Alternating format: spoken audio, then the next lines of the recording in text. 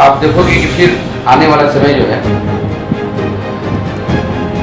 Trinamool party जो है वो टूटेगी। सारे लोग जो हैं उसके और भी जो पार्टी के लोग जो बीजेपी में गए हैं, क्योंकि कांग्रेस पार्टी एक ऐसी पार्टी है, आप देखो पहले का इतिहास उठा के देखो कि बहुत ज़्यादा नहीं बोलना चाहते हैं।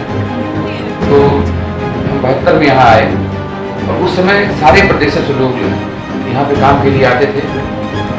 कांग्रेस जहाँ भी रही है वहाँ विकास की गति बढ़ाई है, और कांग्रेस जब से हटी है, जब से सरकार से यहाँ से हटी है, चाहे सिक्किम का सरकार, जम्मू का सरकार, कोई एक फैक्ट्री लोग बैठा नहीं।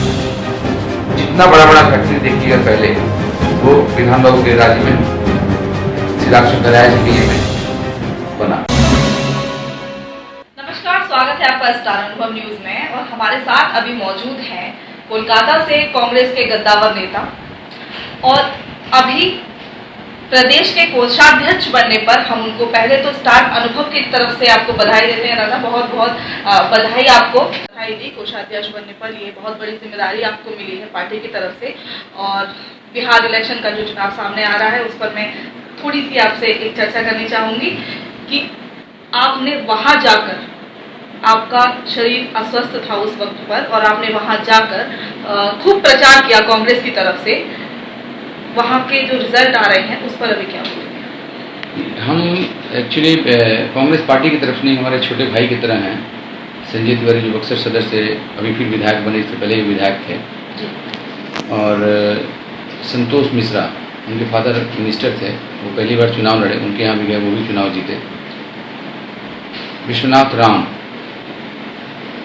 उनके यहाँ गए, जहाँ जहाँ गए ईश्वर के आशीर्वाद से 4-5 जगह गए, चारों पांचों जगह जो है कांग्रेस और महागठबंधन के जो लोग थे वो लोग विजयी हुए। अभी भी जो लास्ट खबर मिली, 2-3 विधायकों से बात भी हुई, उनको हमने बधाइयाँ भी दी। वो खुद ही फ़ोन किए, वो ले रहे थे, सर्टिफिकेट ले रहे थे।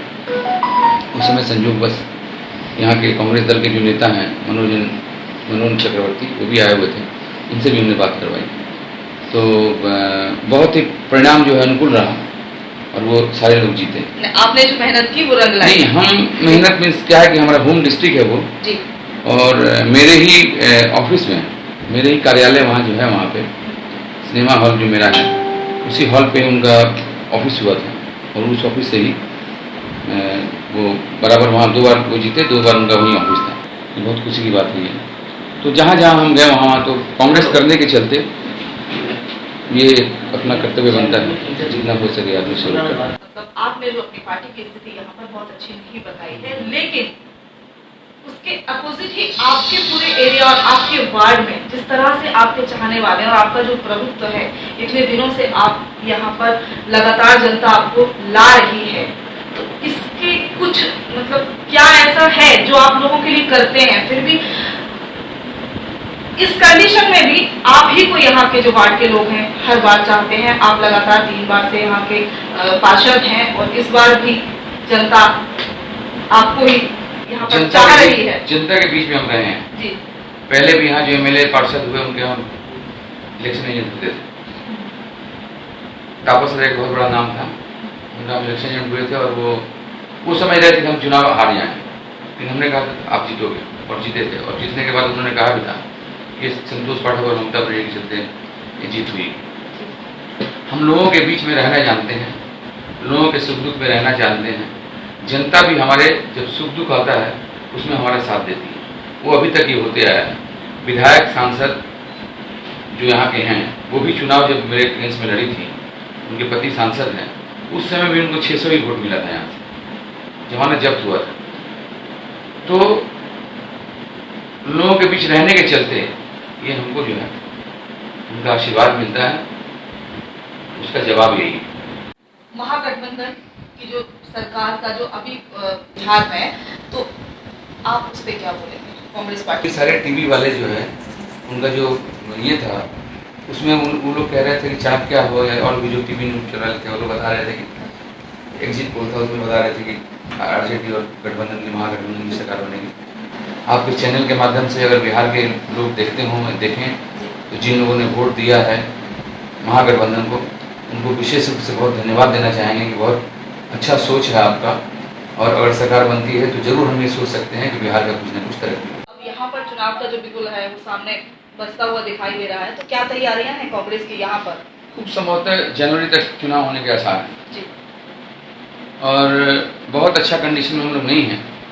फिर भी अलायंस होने के बाद, सीपीएम से अलायंस होने के बाद हम लोग 40-50 सीट भी अगर जीतते हैं अलायंस में, क्योंकि अभी कांग्रेस के 5 थे और सीपीएम के शायद 23 या कितने थे, तो अगर हम लोग 50 भी जीतते हैं अलायंस के बाद, उस समय अलायंस नहीं था, और अब अलायंस के बाद अगर हम लोग 50 भी जीतते हैं तो बहुत बड़ी बात होगी। बीजेपी है, तृणमूल कांग्रेस है, तो एक बहुत बड़ा परिणाम उस समय जो है कांग्रेस पार्टी जो है यहाँ पे मेयर का ये होगा, उस समय बहुत बड़ा भूमिका रहेगा। देखिए जो सिचुएशन अभी है, ज़्यादातर टूटकर माने बीजेपी में जो नेता जा रहे हैं, अभी जो सिचुएशन है बंगाल में, तो इस सिचुएशन में आपकी तैयारियां क्या हैं? और जो यहाँ से बड़े नेता लगातार जा रहे हैं अभी भी, उस पर आप क्या बोलेंगे? देखिए, ये तो लोग लालच के चलते जाते हैं, एमएलए बनने के लिए, मंत्री बनने के लिए, पैसा के लिए, काउंसलर बनने के लिए। वैसे सब लोग तो नहीं है, कुछ लोग हैं, नहीं तो पार्टी खत्म हो जाती है। चाहे सीपीएम हो, सीपीएम से भी 2-4-5 लोग गए, कांग्रेस से 8-10 लोग गए, तो वही लोग गए जो देखते हैं कि हम अगली बार जीत नहीं पाएंगे, और टीएमसी में जाएंगे, उसकी सरकार रहेगी, तो वहाँ से पैसा चला है, केंद्र में बीजेपी का सरकार है, वो लोग भी बहुत पैसा खर्चा करते हैं, उन लोगों से पैसा मिल जाएगा तो पैसा खर्चा करेंगे, एक हवा चल रहा है, उस हवा में बैठ के हमें निकल जाएंगे। ऐसा होता रहता है, ये बराबरी होता रहता है। और आज पहले ऐसा नहीं था, अब ये जो टेंडेंसी जो है कि बंगाल में भी आ गया तृणमूल के आने के बाद। अभी काउंसलर का अगर बात करें तो हमने पहले भी कहा कि 50 सीट अगर कांग्रेस और सीपीएम अलायंस अगर लेके आ रही है तो एक बहुत बड़ी भूमिका यहाँ निभाएगी। इसी के साथ एक बड़ी जिम्मेदारी आपके वार्ड में ये आती है कि यहाँ पर हाईकोर्ट से लेके राजभवन से लेके सारा मतलब बंगाल जहाँ यहाँ से ही चलता है, वो सारी जो प्रशासन की जो बड़े मुख्यालय हैं आप ही के वार्ड में है। तो यहाँ पर क्या आपकी एक बड़ी जिम्मेदारी हो जाती है? किस तरह आप इसको मेंटेन कर रहे हैं, अभी तक कैसे चला रहे हैं और आगे भी कैसे आप इसको मेंटेन? नहीं, वो उस जिम्मेवारी से हमको कोई मतलब नहीं है। राजभवन है, राजभवन के जो स्टाफ हैं वो काम करते हैं राजभवन में, लेकिन जब मेरे लिए कुछ बात आता है तो उसमें हमारे साथ हो जाते हैं। क्योंकि इस वार्ड में ही सारे बड़े मुख्यालय हैं, हाईकोर्ट के सारे स्टाफ जो हैं, आप देखोगे इसके पहले जब भी चुनाव हुए हैं तो 90% वोट हमको मिला, माने उन सब जगहों से। और राइटर्स बिल्डिंग है जहाँ पे मुख्यमंत्री बैठते थे, अब तो 99 में चले गए। तो ये सब जो भी स्टाफ है जहाँ है, पहले बहुत ज़्यादा वोट हुआ करता था राजभवन में, 1100 वोट, अभी वहाँ वोट 550-600 हो गया। 350 वोट हाई कोर्ट में था, वहाँ भी 150-200 वोट हो गए। तो ये सारे वोट जो हैं, ये चूँकि उन्होंने पहले ही हमने कहा कि उनके सुख दुख में रहना, अगर शादी गांव में हो रहा है तो गांव में जाते हैं, गोवा में शादी है तो गोवा जाते हैं, अगर कश्मीर में शादी है तो कश्मीर जाते हैं जी। तो इसका एक रिटर्न हमको जो है, और बहुत पहले हम नहीं जानते थे कि हम पार्षद होंगे या राजनीति में इस ढंग से हम लोग एक्टिव होंगे।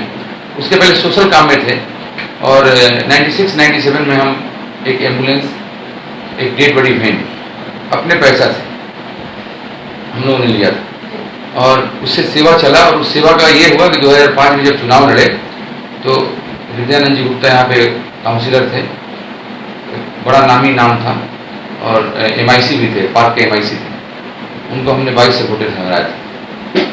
तो जनता ये देखती है कि हाँ भाई ये काम करने वाले लोग हैं, और वहाँ साथ देती है। अभी तक का ये अनुभव रहा। एक सवाल और मेरा आपसे है, क्योंकि आप यहाँ पर इतने सक्रिय हैं कांग्रेस की तरफ से, तो 43 साल से 43 ईयर से यहाँ बंगाल में कांग्रेस का कोई अस्तित्व नहीं है, ना ही यहाँ पर सत्ता में आई है कांग्रेस। तो क्या उसके लिए, क्या आपके आगे के लिए कुछ तैयारियां हैं, क्या कुछ सोच है कांग्रेस की यहाँ पर आने के लिए? कुछ हम सरकार में नहीं हैं, लेकिन जो लोग अभी सरकार में हैं वो लोग कांग्रेस से ही गए हैं, टूट के गए हैं। तो इसलिए सारे लोग जो कांग्रेस में थे, आज ममता बनर्जी से लेकर और जो नीचे स्तर तक जो लोग हैं, कुछ लोग छोड़ करके सारे लोग कांग्रेस के थे। इसलिए पहली बार कांग्रेस का अलायंस भी था 11 में, तो हम लोग सोचे कि एक कांग्रेस से अलायंस है और 43 सालों में हम लोग 11 में एक बार आए कुछ दिनों के लिए, उसके बाद फिर अलायंस टूट गया। तो ये आप कह सकती हैं कि जो हमारे लोग थे वही टूट के वहाँ चले गए और जाके सरकार उनका बना। फिर उतार चढ़ाव जिंदगी में आते जाते रहता है, हमने देखा है। तो आप देखोगे कि फिर आने वाला समय जो है तृणमूल पार्टी जो है वो टूटेगी। वो सारे लोग जो हैं उसके और भी जो पार्टी के लोग जो बीजेपी में गए हैं, क्योंकि कांग्रेस पार्टी एक ऐसी पार्टी है, आप देखो पहले का इतिहास उठा के देखो कि बहुत ज़्यादा नहीं बोलना चाहते हैं। तो हम 72 में यहाँ आए और उस समय सारे प्रदेशों से लोग जो हैं यहाँ पे काम के लिए आते थे। और हो सकता है आपके फादर या आपके ग्रैंडफादर वो भी आए हों ऐसे ही, और आते ही यहाँ किसी न किसी फैक्ट्री में, किसी न किसी मिल में, किसी न किसी कंपनी में मास्टर हों, शिक्षक हों, जो भी हों, यहाँ पे नौकरी मिलता है, जिसमें कांग्रेस का गवर्नमेंट था। तो कांग्रेस जहाँ भी रही है वहाँ विकास की गति बढ़ाई है। और कांग्रेस जब से हटी है, जब से सरकार से यहाँ से हटी है, वहाँ चाहे CPM का सरकार हो, तृणमूल का सरकार, कोई एक फैक्ट्री लोग बैठा नहीं पाए। जितना बड़ा बड़ा फैक्ट्री देखिएगा पहले वो विधान बाबू के राज्य में, सिद्धार्थ शंकर राय जी के ये में बना। लेकिन दुर्भाग्य है लोग समझ नहीं रहे हैं। हम बराबर ये लोगों से आपके चैनल के माध्यम से बोलेंगे कि आप लोग पहले का इतिहास उठा के देखो। कांग्रेस पार्टी सबको, हिंदू, मुसलमान, सिख, ईसाई, जो भी इनका योजना बना वो सारे जात के लोगों के लिए बना, सारे धर्म के लोगों के लिए बना। तो आने वाले समय में लोग समझेंगे और फिर कांग्रेस जो है अपनी गति पे आएगी। उठा रहे हैं। और कुछ दिन पहले एक वाकया ऐसा आया था कि आपने गरीबों के लिए आवाज उठाई थी मामले में, कुछ तकरीबन 7-8 महीने पहले इसमें, और उसमें काफी बातें भी हुई थी। तो आप याद नहीं है, लेकिन हम लोग जो भी लोग हैं, फुटपाथ वाले जो भी हैं, बराबर ही उनके साथ रहते हैं। घटना दुर्घटना कुछ भी हुआ उसमें पैसा वगैरह नहीं देखते हैं, जिसके चलते वो लोग साथ में हैं। तो गरीबों के लिए तो उठाना ही पड़ेगा। जब राजनीति में है वो लोग, हम लोग जैसे लोगों से एक आशा रखते हैं कि हाँ भाई हम लोग उनके लिए क्या कर रहे हैं, नहीं कर रहे। जितना बन पाता है अपने से, उससे ज़्यादा जितना करना चाहिए उससे ज़्यादा हट के अलग कुछ ना कुछ हम करते हैं। यही एक बड़ा कारण है कि लोग आपके साथ हमेशा खड़े रहते हैं। स्टार अनुभव को देखने वाले सारे लोगों को बधाई देता हूं और आप सभी लोगों को जो इसमें कार्यरत हैं